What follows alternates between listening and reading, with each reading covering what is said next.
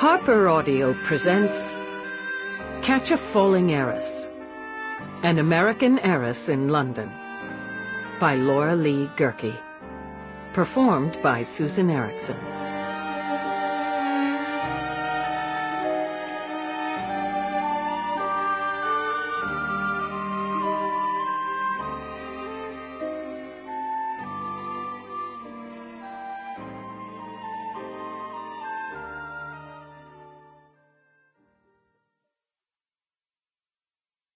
Prologue.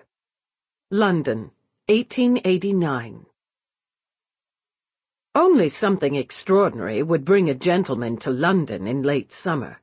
The heat was often unbearable, the air was always foul, and with the season over, the company was usually non-existent.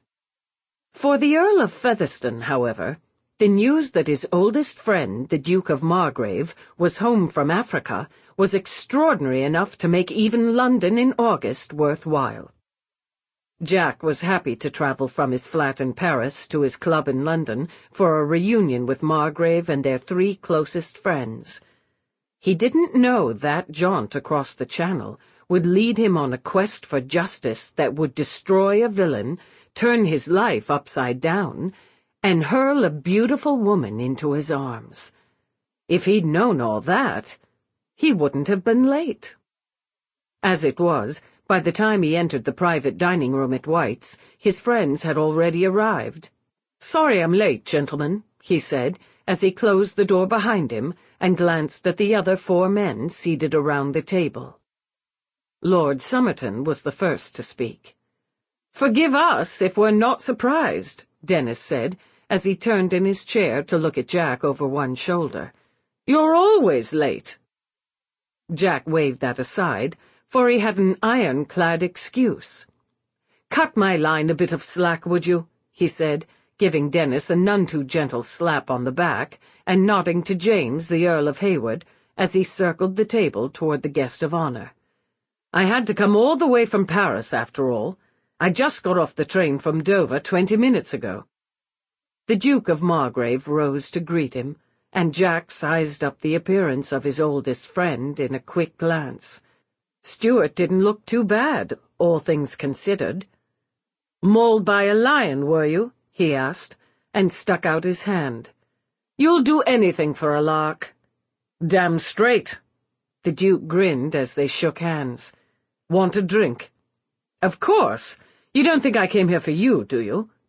Accepting the whiskey Stuart poured for him, Jack pulled out the empty chair beside his friend. "So, gentlemen," he said, nodding to the other men at the table as he took his chair, "now that we've all welcomed the Lion Slayer home, what shall we do tonight? Dinner first, I assume, then cards, possibly a bit of slumming in the East End pubs, or shall we find the prettiest dancing girls of London's music halls and cart them off the stage?" The Marquis of Troubridge was the first to answer. "None of those for me," Nicholas said with a shake of his head. "I'm a happily married man now." No one expressed surprise that slumming in the East End and carting off dancing girls weren't Nick's cup of tea these days. His next statement, however, was a surprise and made the perfect excuse for a toast.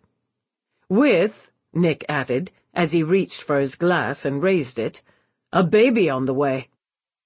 Congratulations were offered at once, and a toast was drunk to the Marquis's first progeny. "Nick may be out of it," Jack said, as the bottle was passed and glasses refilled, "but what about the rest of you?" He looked first at the man beside him. Stuart, after all, was just back from the wilds. He was sure to be up for a bit of carousing. But like Nick, Stuart also shook his head in refusal. "My wife and I have reconciled." Surprised silence greeted this bit of news, for Stuart and Edie had been estranged for years, almost since their wedding day. In the end, it was left to Jack to ask the obvious question. "And are you happy about it?" "I am, actually, yes. And I'm happy to be home." "Well—" Sample complete. Ready to continue?